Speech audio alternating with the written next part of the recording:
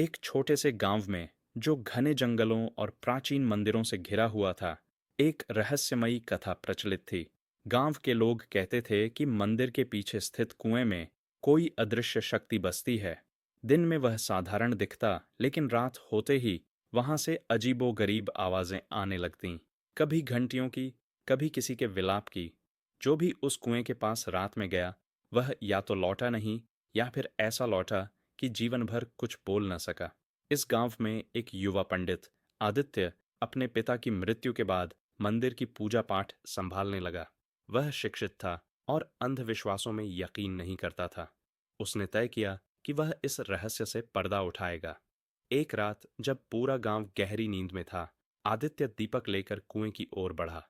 जैसे ही उसने वहां कदम रखा, एक ठंडी हवा का झोंका आया और दिया बुझ गया। चारों ओर घना अंधेरा छा गया। अचानक कुएं के पानी में कुछ हलचल हुई, मानो कोई उसमें से निकलने की कोशिश कर रहा हो। तभी उसे एक धीमी आवाज सुनाई दी। तुम यहाँ क्यों आए हो? आदित्य ने हिम्मत जुटाकर जवाब दिया, मैं जानना चाहता हूं कि इस कुएं में आखिर क्या रहस्य छिपा है। अगले ही पल पानी के ऊपर एक छाया मूर्ति उभरने लगी। वह एक तपस्वी का रूप धारण किए हुए था, पर उसकी आंखें लाल थीं और चेहरे पर अनगिनत झुर्रियां। तुमने बहुत साहस दिखाया बालक, उसने कहा, पर यह स्थान साधारण नहीं, यह मेरा तपस्थल था। सदियों पहले मैंने यहाँ महान तपस्या की थी, पर मेरे शिष्यों ने मुझे धोखा देकर मेरी आत्मा को इस कुएं में बांध दिया। मैं तभी मुक्त हो सकता हूँ जब कोई सच्चे मन से मेरी तपस्या पूरी करे। आदित्य के मन में भय और श्रद्धा दोनों का संयोग हुआ। उसने प्रण लिया कि वह इस तपस्वी की आत्मा को मुक्ति दिलाएगा।